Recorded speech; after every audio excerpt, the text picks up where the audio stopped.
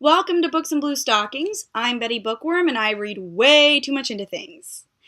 We are in the month of February and the book for this month is Psyche in a Dress.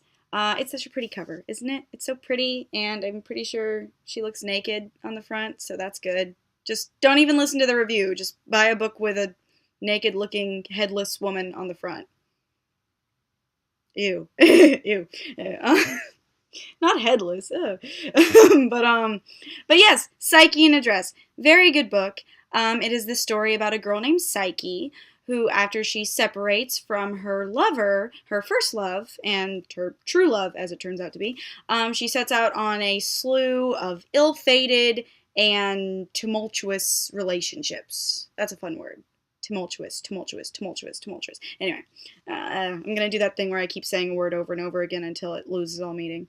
There's a word for that. I don't know. If you know the word for it, comment what the word is.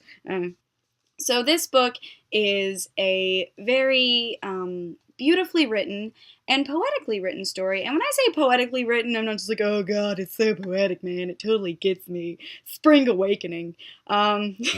Theater nerds will get that one. I see you, theater nerds. I know you're there. But I mean, it's actually like legit written like a poem. Like, I don't know if you can tell, but it's written like almost like freeform, kind of E.E. Cummings-ish poetry.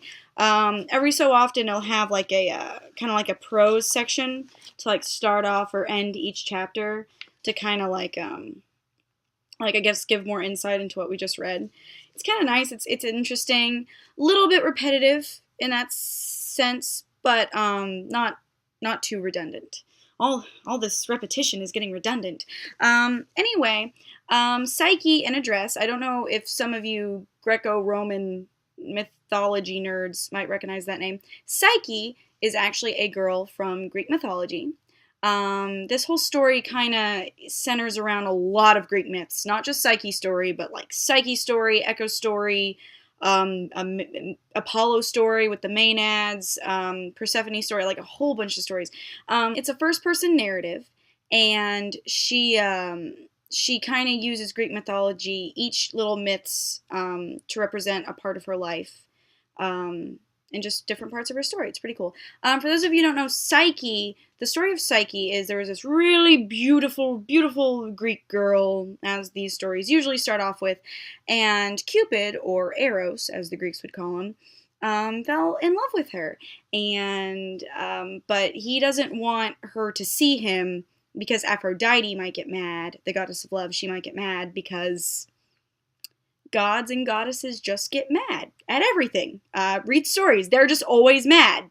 Always, never happy, just always so pissed off. Like, they just wake up and they're like, it's Thursday! Ah, I'm so angry. They wouldn't have called it Thursday, though, because that's Greek and Roman gods. And as we all know, and especially as the Marvel nerds know, Thursday's named after Thor, which is in fact a Nordic god. It's a very sentimental story. It's so sentimental, I would actually recommend, mothers and daughters to maybe, like, kind of read this together, sort of. But if you are going to read it with your mother, which I'm actually trying to get my mom to read it, she won't, I don't know, she just won't read it. And I don't know why, it's such a short book. You can read it in, like, one sitting. But yes, if mothers and daughters do read this together, one little caveat, some of the scenes are very sensual. Very sensual. Not dirty. There's nothing like 50 Shades of Grey in here or anything. Definitely not anything like that. But it's very sensual. I'm not even gonna venture towards erotic, because it's not erotic. It's just very sensual. It's a coming of age story about a girl growing up, and part of that is sex stuff, so that's mentioned. A lot of romantic scenes. So that's a lot of romantic love scenes, and heavily implied, kinky bondage-ish scene. Heavily implied, not shown, just heavily implied. So for the 50 Shades of Grey fans, there's something for you here too. But anyway, so yes, it's a very sentimental story, very sensual story. Very intimate. It's very intimate. Like, you kind of get the sense that it was almost autobiographical. It's written by the author Francesca Leah Block. That's a lot of names, but it's a really pretty name. But you do kind of get the fact that it's a little autobiographical. I tried to do research on whether or not it was autobiographical, and I haven't really found like a distinctive answer yet. Um, but no, it was really, it's very intimate in the way it tells the story. It's marketed as young adult or teen, and I was really impressed that it didn't go for the like the traditional teen stuff, like, oh, boy likes girl, for some reason boy and girl can't be together, but then they fight to be together, and, who cares that he sneaks into her bedroom and watches her sleep?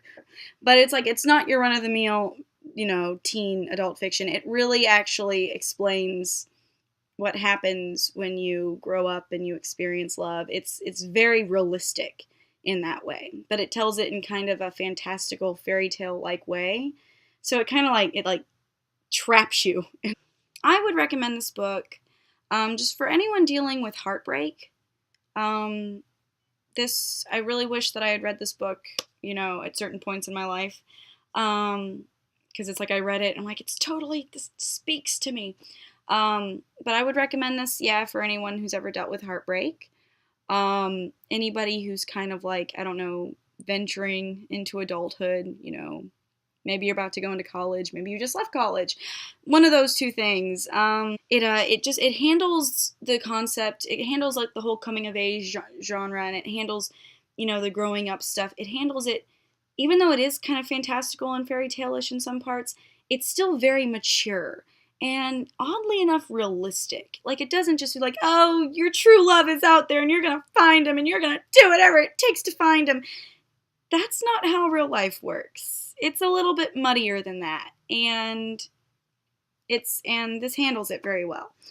I would also recommend it to anyone that has a love of Greco-Roman mythology. I keep saying Greco-Roman. It's more heavily Greek, but it's Greek and Roman gods are pretty much almost identical anyway. Almost identical. Don't get on the comments going, they're not identical. I don't want to hear it. I don't want to. But Greek mythology, if you're like a big fan of Edith Wharton's book, I would definitely recommend this. It tells the Greek myths in ways that you can relate to. So, I don't know, maybe you're studying Greek mythology and you kind of just want a different take on it. This is a great book for that as well. But yeah, very sentimental, very sweet. Still trying to get my mom to read it. She won't. She read like 2 chapters of 50 Shades of Grey, but she won't read this. I'm not, even though I read the whole series. Yeah, I'm not proud of that. I'm not proud of myself with that, but you gotta read bad literature to appreciate good literature. That's my motto. Have you read it?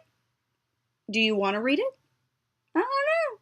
Do you have your own little review of it? Post it in the comments if you so desire.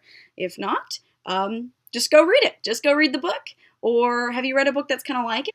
I believe you can find it at any, big chain bookstore. I don't think I'm allowed to say the name. Brains and Kibbles. Brains and Kibbles bookstore. It's a big chain. Brains and Kibble. Zombie dogs, yay!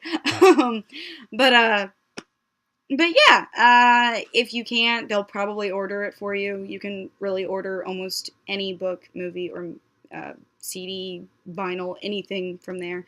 And also, if you've already read this book, maybe pick up some other books by Francesca Lia Block. She's a great writer and a great poet, and she has a very interesting worldview, and I think a lot of you would like it. Anyway, so have a wonderful February.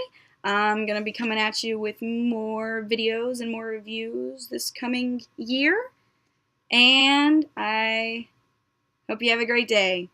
I'm Betty Bookworm, and I read way too much into things.